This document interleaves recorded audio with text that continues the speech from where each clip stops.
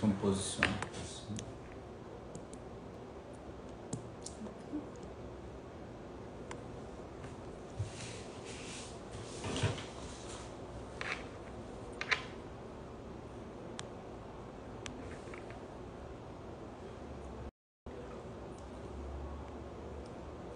Esse filtro aqui.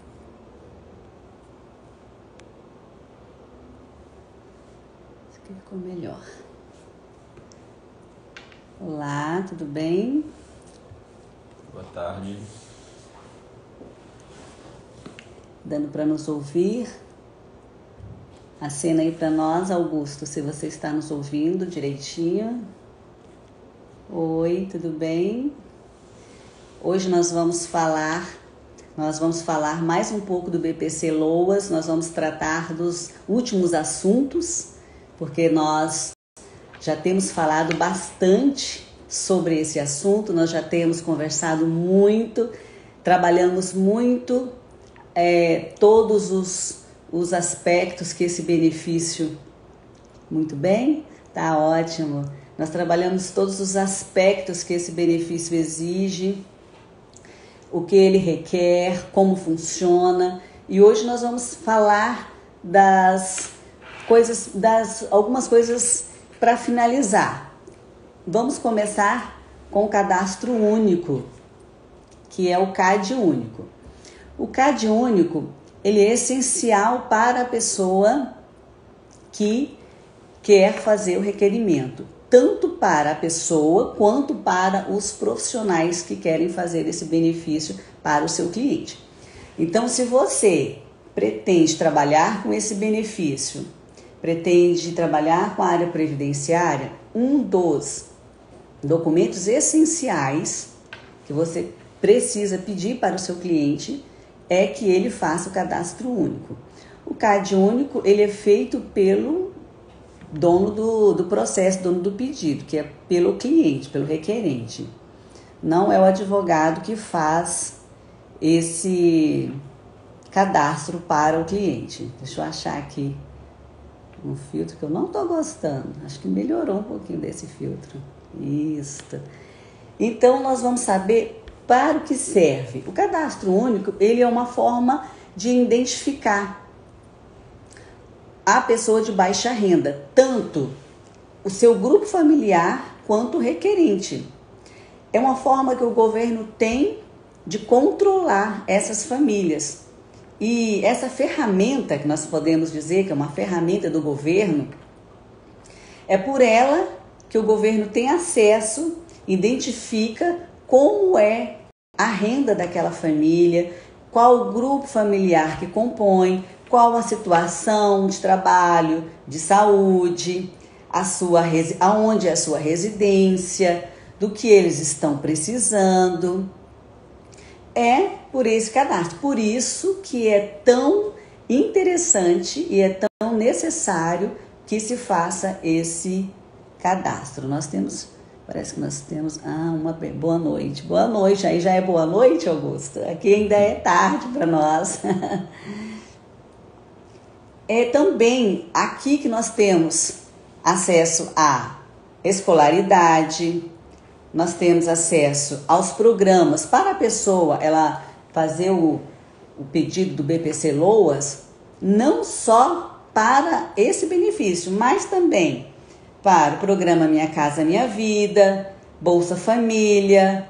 Todos esses programas exigem o cadastro único. E algo interessante é que até para o concurso público, se você tiver o cadastro único, é importante você colocar o seu número do cadastro único lá no requerimento do concurso para você conseguir a isenção de pagamento da taxa. Mas precisa prestar bem atenção que não são todos os concursos que dão esse acesso. Então, se tiver, você vai fazer isso. Você vai colocar o número do seu CAD único lá no seu concurso para você ter acesso à gratuidade do benefício para o concurso público. Eu acho importante também frisar que essa questão do cadastro único, aqui no nosso município é feito através do CRAS. Então, o segurado vai lá, o beneficiário, na verdade, e solicita. E a maioria das pessoas já tem esse cadastro, mas alguns ainda não. É importante ir fazer, mesmo que não queira solicitar um benefício, né? Mas já ter esse cadastro atualizado para outros, né, proventos, para outros tipos de situações que podem ser necessários. Então, aqui no nosso município, geralmente não, é feito através do CRAS. Como consultar? Como eu sei se eu tenho o cadastro único? Porque algumas pessoas, talvez elas, por ter tanta desinformação, elas não sabem nem se tem. Então, você pode fazer através do Ministério de Desenvolvimento Social e preencher alguns dados para que você saiba se você tem já o cadastro único solicitado.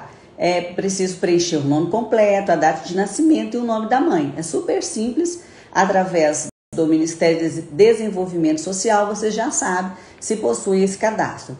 Essa consulta ela pode ser feita através de um aplicativo celular também, no 0800 707 2003. Você pode consultar, essa ligação é gratuita e ela pode ser feita no telefone fixo das 7 da manhã às 19 horas da noite, de segunda a sexta-feira. Não tem trabalho durante os finais de semana e nem feriado. Quais as famílias podem se inscrever no cadastro único e quais os critérios? São 3 critérios. Ter renda até meio salário mínimo por pessoa, ou seja, mais ou menos entre R$ 522 por pessoa, né, que te dá direito a se inscrever. Ter renda familiar total de até 3 salários mínimos, que fica hoje mais ou menos em torno de R$ 3.135.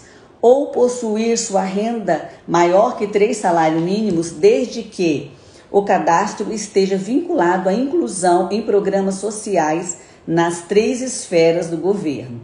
Então, quer dizer, é um cadastro para pessoas carentes, pessoas que estão bem, que a gente pode observar hipossuficiente e que tem a renda bem baixa mesmo. No total, a sua renda familiar precisa ter até 3 salários mínimos por família. Se você quer orientar o seu cliente como se inscrever, como fazer esse cadastro único, porque muitos clientes, você vai dizer como procurador, você precisa trazer para mim o cadastro único, fazer o cadastro. E ele vai falar, mas como é isso? Como eu vou fazer? Como é feito? E para se inscrever no cadastro único, é necessário, como o Dr. Júlio falou, ir até o CRAS, para que lá seja feito esse cadastro, que é feito através do CRAS aqui na nossa região. E a pessoa aqui na nossa região agora não está exigindo que seja a pessoa o chefe da família, mas pode ser um membro, representante, que seja acima de 16 anos e que saiba relatar todo o acontecimento da família. Por exemplo, ele precisa de prestar todas as informações para o entrevistador, quer dizer, eu preciso de saber tudo o que acontece na minha família. Eu não posso deixar de saber quanto todo mundo ganha, quantas pessoas, como é minha casa, se é alugado ou não. Eu tenho que ter todas essas informações, precisa. E precisa ficar atualizado esse cadastro sempre que houver alteração na família.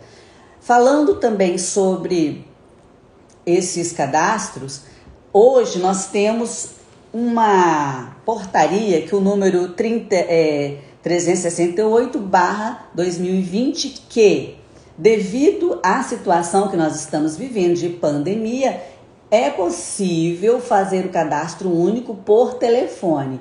Porém, aqui na nossa região, como o CRAS não fechou, ainda continuou trabalhando normalmente, eles não estão fazendo esse cadastro único pelo meio eletrônico. Eles exigem que pelo menos um membro da família esteja presente para prestar todas as informações, não sendo exigido, né, o requerente em si, mas pode ser alguém acima de 16 anos que possa passar todas essas informações devido à nossa situação de emergência e calamidade pública.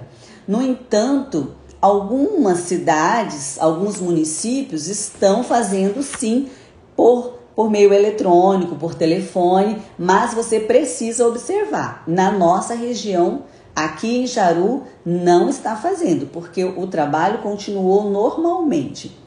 Os documentos necessários, geralmente as pessoas elas não sabem o que levar e geralmente elas têm essas dificuldades. Você, como o procurador, é bom que saiba já quais os documentos eles precisam levar para não ficar dando viagem perdida, porque às vezes vai o senhor ou a idosa ou o idoso e perde a viagem por não levar toda a informação correta e depois só vai lá de novo daqui uma semana, 10 dias. E com isso, o tempo vai passando, sendo que para fazer o pedido tem que ter o cadastro único. Então vamos lá, os documentos obrigatórios, porque nós temos documentos obrigatórios, documentos que não são obrigatórios, mas que ajudam no cadastro. Os obrigatórios precisa de ter o RG, o CPF do responsável pela unidade familiar, o título de eleitor para os demais grupos familiares, certidão de nascimento, certidão de casamento, CPF, carteira de identidade, carteira de trabalho de todo o grupo familiar. Para as famílias indígenas e quilombolas, precisa do RF da família indígena e o representante, o CPF do representante. Os documentos não obrigatórios, comprovante de endereço, de preferência eles pedem que seja uma conta de luz, mas não é obrigatório, porém ajuda muito no cadastro, a ter um cadastro mais sólido. Comprovante de matrícula escolar das crianças jovens de até 17 anos de idade. Comprovante RF de todo o grupo familiar. Carteira de trabalho, caso tenha. Também não é obrigatório a carteira de trabalho, mas ajuda na complementação. Quem mora sozinho pode fazer o CAD único? Sim, quem mora sozinho também é permitido fazer o cadastro único como unipessoa, que mora sozinho e que precisa. Pessoas que moram em situação de rua também pode fazer esse cadastro, tá? Todos esses procedimentos e essas inscrições, elas também têm essas informações no site do governo, assunto cadastro único. No site do governo federal também você encontra essas informações mais precisas se você quiser. O idoso, né, doutora, que mora em abrigo também pode fazer o cadastro único, não tem problema. Uhum. É muito importante que o grupo familiar mantenha o seu cadastro único atualizado. Às vezes nós encontramos pessoas que fez o seu cadastro único em 2016, mas de lá para cá já teve uma grande alteração na renda, na composição familiar. Então é muito importante que você mantenha. O INSS ele pede que você mantenha atualizado de 3 em 3 meses, se possível, porque a situação do grupo familiar ela pode mudar a qualquer momento. E ela mudando, essa mudança ela tem que constar. Então, quando vai fazer o pedido do BPC Loas, esse cadastro único ele tem que estar atualizado. Uma das causas do indeferimento é não manter o cadastro único atualizado. E aí o grupo familiar já mudou, já teve, né? Já nasceu gente, já faleceu pessoas. Então é importante saber se teve saídas de pessoas da casa, se nasceu mais pessoas, se houve mudança de endereço. Você vai requerer um pedido e de repente já mudou, nem está mais naquele local. Se teve aumento ou diminuição na renda familiar. Esse cadastro único, obrigatoriamente, ele deve ser feito de 2 em 2 anos. Então, cuida nisso. 2 em 2 anos, obrigatoriamente, tem que ser feito essa atualização. Sendo que, se puder ser feito com menos tempo, ainda é mais interessante.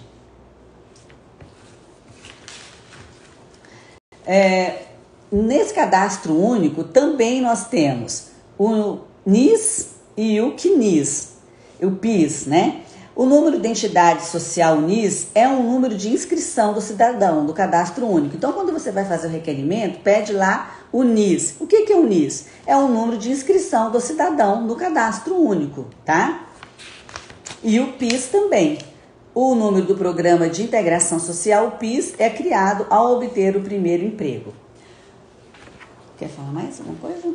Não, tá bem certinho, né? Compassado também, trabalhado o material. O requerimento para esse BPC-LOAS, nós vamos falar agora, o requerimento pode ser feito de forma presencial ou na agência do INSS. Então, quando o seu cliente ele vai fazer o primeiro requerimento do BPC, pode ser de duas formas, ou através do telefone 135 ou através da agência, você vai até a agência. No momento, está sendo mais pelo 135, né, esse pedido, pelo momento que estamos vivendo. Mas quando nós estamos com os atendimentos normal, ele pode ser feito presencialmente também nas agências. Ou através do site, né, o meu INSS, ou pelo aplicativo do celular também é possível fazer o benefício LOAS ou outros benefícios também. Se você for representar, se você é advogado e vai representar o seu cliente, nós temos um telefone hoje voltado para os advogados, que é o 0800 135 135. Ele funciona das 7 às 22 e ele é voltado para o procurador, para que os procuradores tenham um acesso específico para o seu cliente. No caso de advogado, é importante fazer pelo GET os pedidos de benefícios previdenciários. Uma vez que quando você faz através do GET, que é o nosso sistema integrado do advogado através do INSS, automaticamente você já está como procurador daquele beneficiário. Se porventura, por algum motivo, você não conseguir fazer pelo GET, hoje mesmo eu não consegui fazer um benefício assistencial ao deficiente. Aí eu tive que fazer pelo meu INSS do meu cliente, me coloquei como procurador dele, como advogado, automaticamente o INSS joga esse banco de dados para o meu GET. Aí eu já tenho acesso completo e eu posso acompanhar esse processo no caso. Porque não é sempre que nós conseguimos fazer pelo GET que você já fica como procurador automático. Você que vai preencher, você como advogada é que vai fazer todo o processo de pedido do BPC-LOAS e enviar toda a documentação para o INSS. Não conseguindo, se não for através do advogado, pode ser feito pelo próprio requerente e aí ele não vai fazer pelo GET, ele vai fazer ou pelo 135 ou de forma presencial. Procedimento. Como que é o procedimento para esse benefício? O procedimento a ser adotado, ele é o primeiro, você deve fazer o requerimento na autarquia, que é pelo INSS. Você não pode entrar via judicial primeiro, sem passar pelo administrativo. Eu sei que muitas pessoas, elas até perguntam se pode, já querem ir para a justiça logo, né? Porque acham que judicialmente é mais fácil de se resolver. Porém, nós precisamos fazer todo o processo primeiro administrativamente, ou seja, não tem por onde correr. Primeiro você vai ter que fazer esse cadastro todo no INSS, esperar o INSS deferir ou indeferir. Indeferindo, aí você pode, ou seja, se for negado, indeferir significa ser negado, aí você pode então fazer de duas formas. Ou você pode recorrer, fazer um recurso no próprio INSS. Também você pode fazer isso de forma pessoal ou pode fazer através de um procurador, de um advogado, de uma advogada, fazer esse recurso. Se você for o procurador, você pode representar ou você pode também entrar, ajuizar diretamente, tendo a negativa, aí sim, você pode, se você quiser, já entrar judicialmente para fazer na justiça a concessão, né? Tentar conseguir o benefício judicialmente. Doutora, é importante frisar que tinha uma corrente menoritária que entendia que não haveria necessidade de postular administrativamente, podendo então fazer vias judiciais. Alguns juízes entendiam que não haveria necessidade, uma vez que o INSS negava muito benefício, então era praticamente já uma certeza que você ia dar entrada através dos benefícios previdenciários, sobretudo nós estamos falando aqui do LOAS, e ele ia ser negado e depois iria ser ajuizada a ação. Hoje já é um entendimento mesmo forte, a corrente, que não pode fazer um judicial sem antes ter um administrativo negado. Sem antes esgotar as vias administrativas. Pelo menos uma tentativa, né? Digamos assim. É verdade. E quais os documentos necessários para fazer esse pedido? Né? Nós falamos dos documentos necessários para fazer o cadastro único. Agora nós vamos falar quais os documentos necessários para fazer o pedido do benefício. Então são preencher os formulários específicos, são 3 formulários que precisam ser preenchidos, né? Toda vez que você faz autodeclaração, preencher ali como procurador ou como pessoa requerente, carteira de identidade, né, que é o RG, certidão de nascimento de todo o grupo familiar da casa, e também a carteira de trabalho, o CPF de todo o grupo, atestado médico da deficiência. Nós já conversamos em outras lives que esses atestados, eles precisam ser atualizados, tá? Então mantenha o seu atestado atualizado, não vai querer fazer um pedido hoje se o atestado já tem 2, 3 anos. Precisa provar que hoje você está doente, não pode elaborar hoje. Comprovante de residência, se for o menor, documentação formal, procuração, guarda, tutela, curatela. Se houver necessidade de responsável legal, tem que ter a carteira de identidade daquela pessoa que é o responsável legal. O benefício ele poderá ser encaminhado inicialmente sem a tutela, se for, mas depois é necessário que posteriormente eles vão te dar um prazo para apresentar a tutela. Os formulários podem ser retirados no INSS, na coordenadoria ou nos portais de necessidades especiais da Secretaria de Cidadania e, se necessários, encaminhar esses formulários necessários.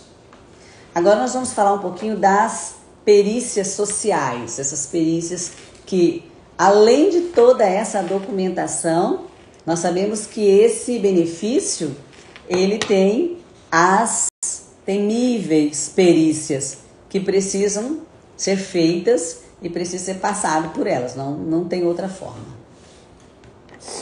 Dando continuidade então, essa questão das perícias, né? Sobretudo nós temos duas, quando se trata de deficiência, temos a perícia social e também a perícia médica.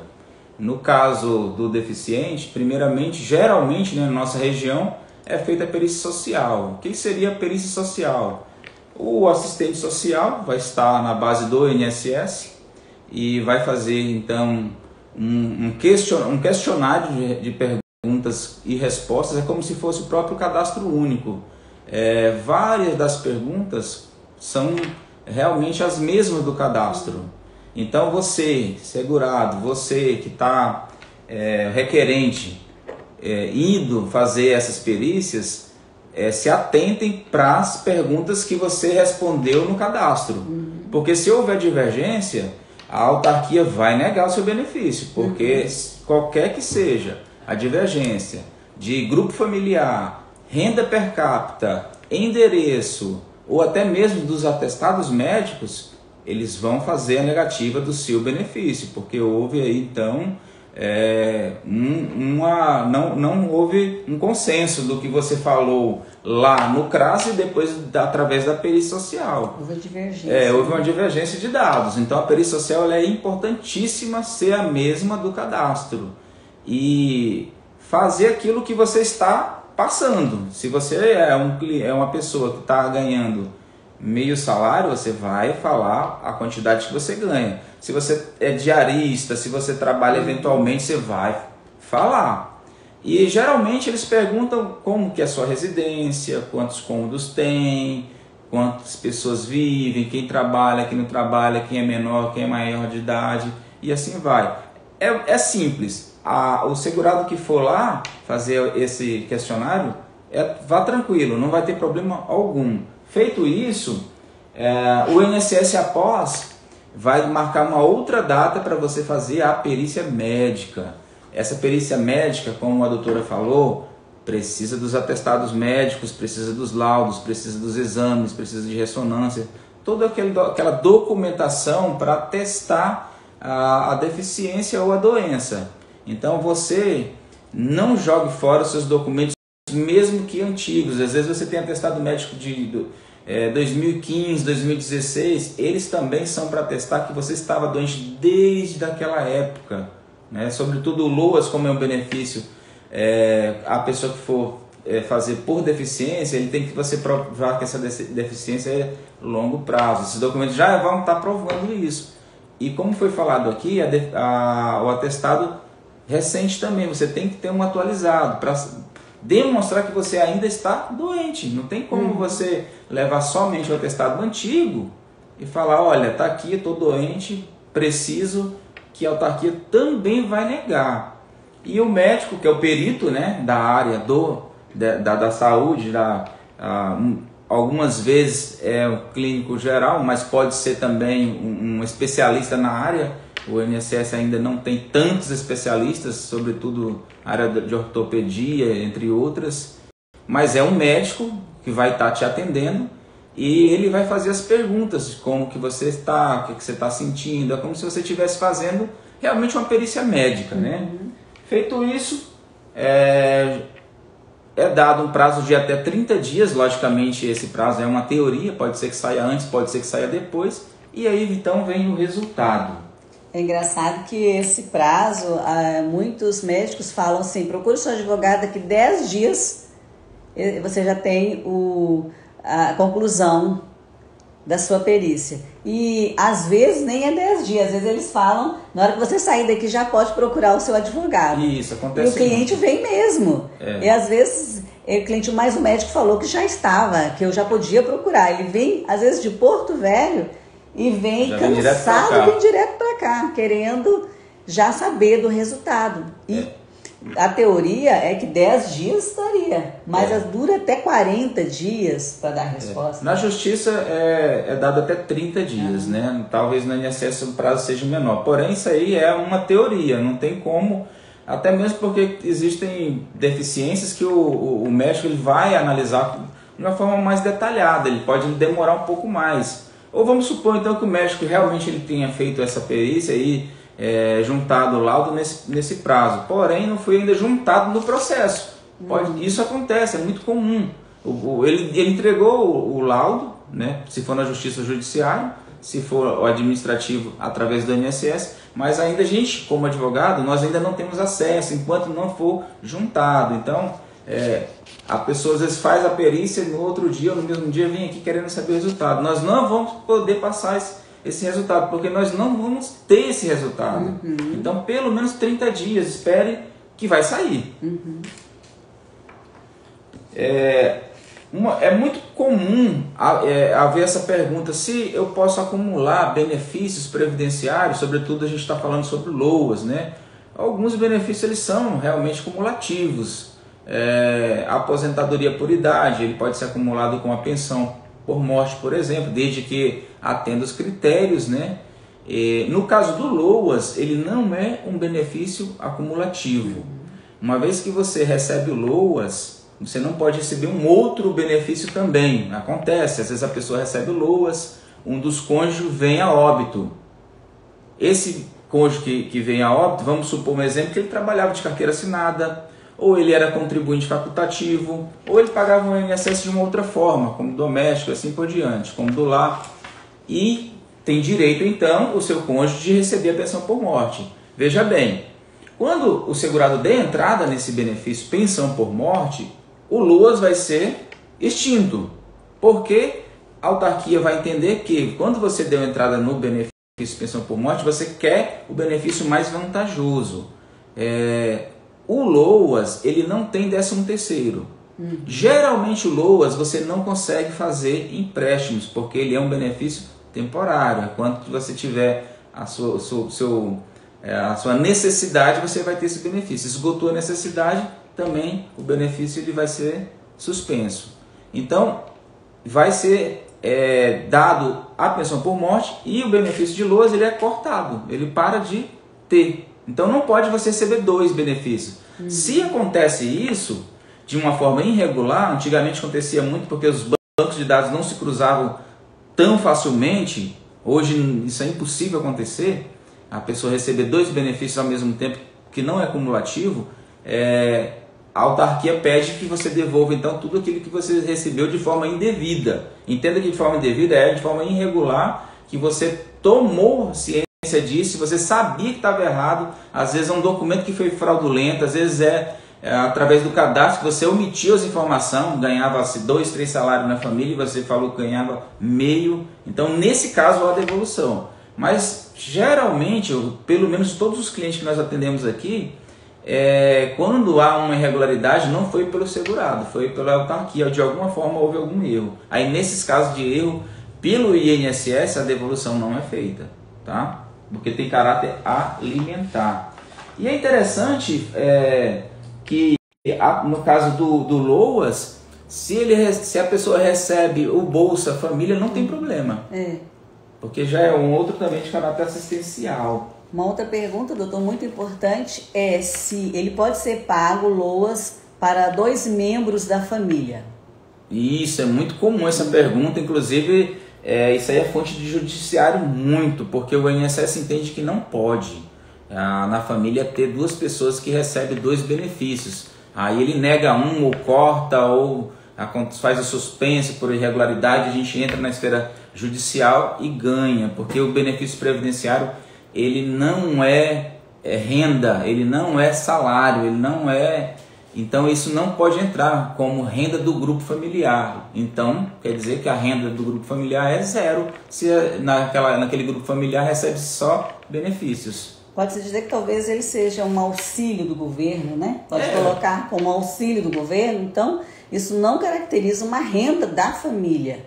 E também pode ser cortado a qualquer momento se não houver mais a necessidade, por não ter essa estabilidade, não é uma renda fixa da família, e por isso 2 pessoas da mesma família é possível sim, tanto que é possível o aposentado ter uma pessoa aposentada na família e o outro receber o BPC LOAS.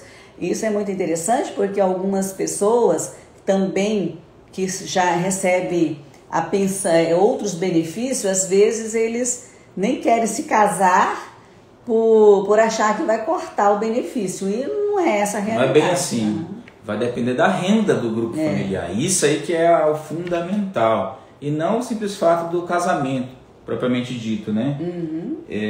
Então aqui no nosso escritório já atendemos vários casos, que a pessoa tem no grupo familiar alguém que é aposentado, e no mesmo grupo familiar alguém que recebe LOAS, não tem problema. No mesmo grupo familiar alguém recebe pensão por morte e no mesmo grupo familiar também LOAS, porque não se comunica como renda esses benefícios. Uma pergunta muito comum, esse benefício LOAS, ele pode ser cessado? Sim. Um dos casos nós já até falamos várias vezes em várias lives, mudou a situação da pessoa economicamente ou, por causa pela deficiência, a deficiência. Não há mais necessidade daquele valor. Então ele voltou ao mercado, ele voltou a oferir renda ou ele foi curado. Então nesse caso sim. Né? Inclusive o INSS pode chamar a cada 2 anos para que ele possa apresentar as novas defesas que ele necessita ainda, possa fazer um novo requerimento. Então, se o INSS pedir de novo uma avaliação a cada 2 anos, é lícito sim, pode acontecer isso e ele pode ser suspenso se ele não comprovar que ele ainda necessita do benefício. Primeiramente vai chegar para a pessoa, né, uma carta de indício de irregularidade. Eu tenho uma aqui, não dá para ver muito bem, nós tiramos aqui o nome das pessoas para, logicamente, não, né, ficar demonstrando quem foi. As famosas cartinhas que a gente recebe. Não significa que há uma irregularidade. Às vezes é porque ele não atualizou o cadastro, às vezes é porque o RG, o CPF, principalmente o CPF, a Receita Federal suspendeu por algum motivo. Acontece aqui no escritório, isso acontece demais. A gente faz a defesa, faz a atualização, o INSS volta a pagar o benefício. Os meses que ficou suspenso, a pessoa recebe novamente no montante como valor de retroativo, tá, gente? Isso aí é muito interessante. Você pode receber o período que ficou suspenso. Também ele pode ser suspenso ou cancelado pela questão do cadastro único, falta da atualização. Primeiramente, ele vai chamar essa pessoa para demonstrar o cadastro atualizado para verificar se continua naquela mesma situação.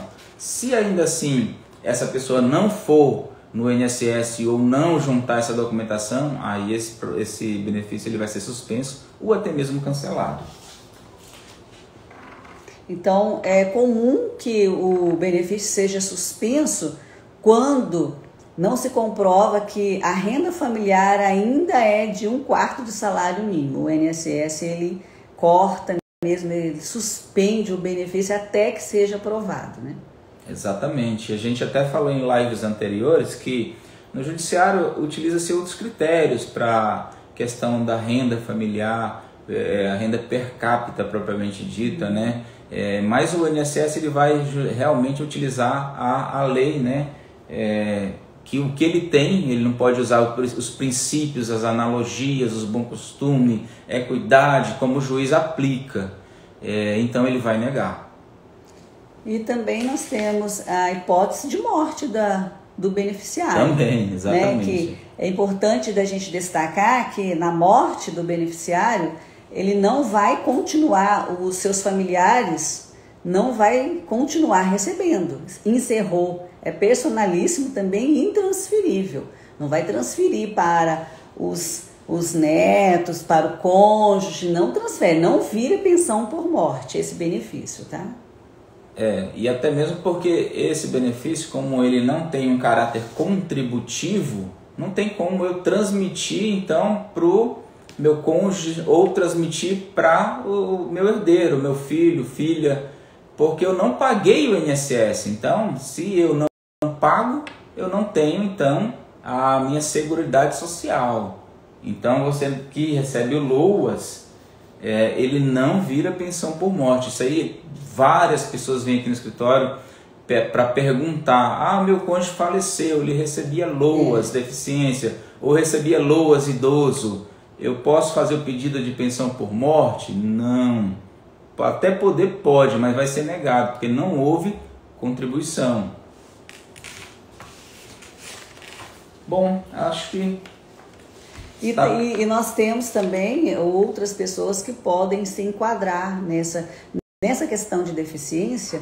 Nós temos a criança vítima da microcefalia, que se encaixa também, e nós temos a criança deficiente, aquela criança que até nós vamos fazer um que é especial. É síndrome? Não? A síndrome, síndrome de Down. O síndrome de Down também, ele se encaixa desde que a família se enquadre na renda.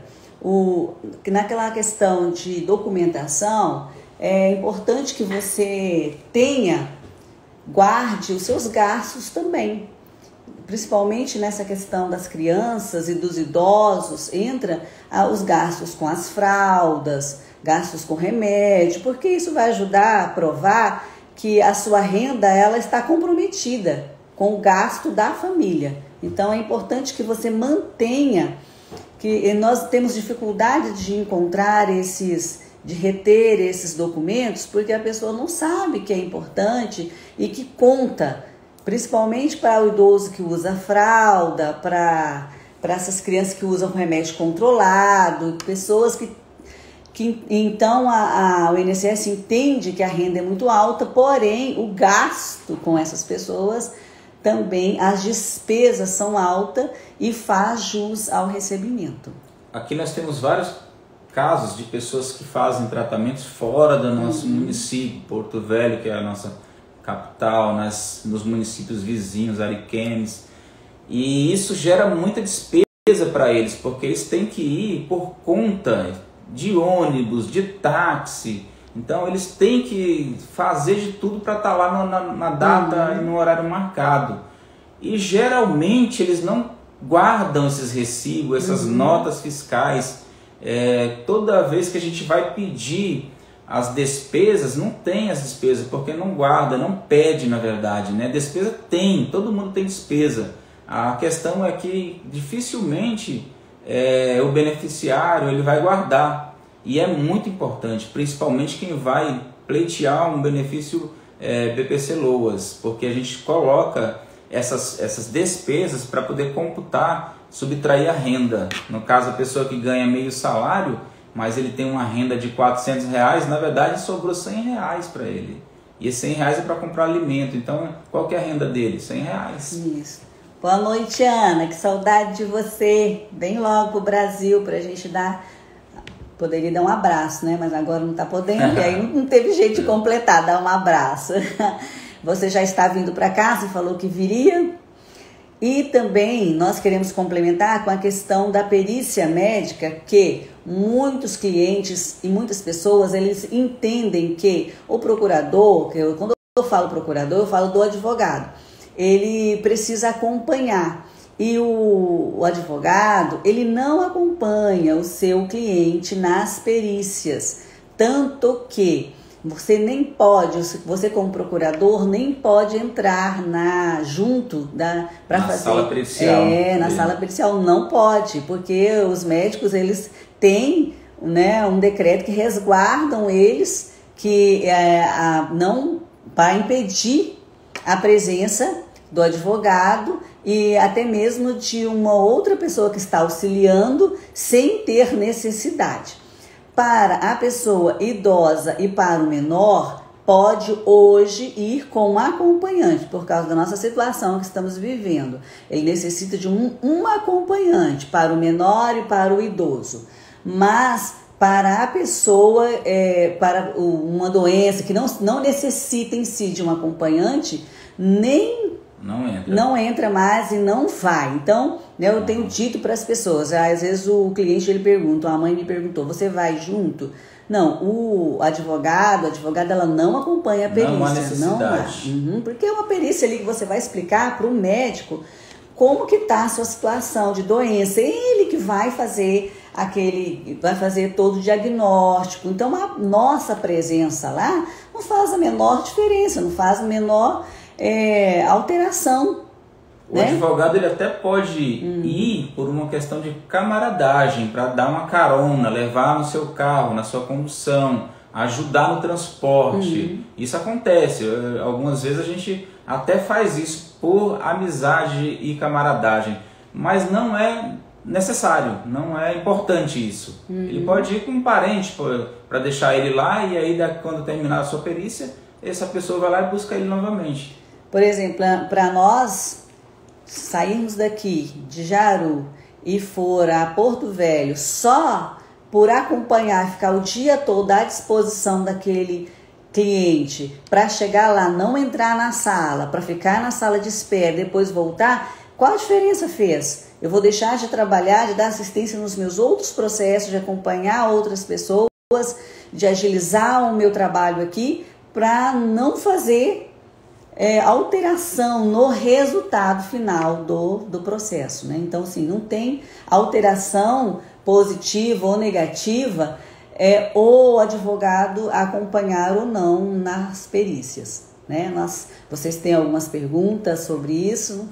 Se tiver, vocês podem fazer, porque nós entendemos que nós falamos tudo que precisarmos ser falado sobre LOAS e BPC, né? Já estamos falando desse assunto há muito tempo, quer dizer, nós já falamos tudo que nós precisarmos falar, nós já temos outras lives que a gente conversa, que a gente explica sobre esse assunto. Se você não assistiu as outras lives, estão lá no feed, você pode assistir a hora que você quiser, e tem muito conteúdo sobre esse benefício. Foi muito legal participar, fazer esse trabalho, né? A gente, lógico que tudo de forma resumida, se fosse fazer realmente como a gente faz na faculdade, como a gente faz na pós, seria bem mais detalhado, porém não há necessidade de a gente detalhar coisas que o segurado não vai vivenciar no seu dia a dia. É verdade, que eu tenho aqui mesmo um resumo desse conteúdo, e nós temos aqui 36 páginas que fala detalhadamente de tudo que precisa ser feito. Mas nós falamos bastante sobre esse benefício. Foi muito bom ter vocês conosco, espero que vocês tenham gostado, espero que a gente tenha conseguido esclarecer muita coisa para vocês, espero que vocês tenham aprendido bastante desse benefício, que para você que quer trabalhar com a Previdência Social, é um dos benefícios mais requeridos, mais pedidos, né, Nalva querida? Sempre está aí conosco, um abraço, tá? E então é um dos benefícios mais requeridos hoje, é o BPC LOAS, é um dos benefícios mais fáceis de se lidar, que você tem cliente de todas as formas, você tem cliente, o menor, o doente, o idoso, a pessoa de rua, o morador de rua, o idoso que está no asilo. São muitos lugares que você tem esses clientes e que você pode trabalhar com esse benefício. Ana, um abraço, sucesso. Você está dizendo aqui, ajuda, obrigada por ter ajudado, porque a nossa intenção aqui é realmente ajudar e esclarecer, porque uma das dúvidas principais desse benefício é como conseguir, se vira pensão para os requerentes, os beneficiários, se vira aposentadoria. Então há muita confusão sobre esse benefício, né? E então a gente espera ter nesses 3 dias aí feito diferença na vida de vocês, e tem outros conteúdos que a gente sempre tem postado, os videozinhos, posts, falando, massacrando esse assunto para ficar bem esclarecido mesmo para vocês. Um abraço e até a próxima. Até mais.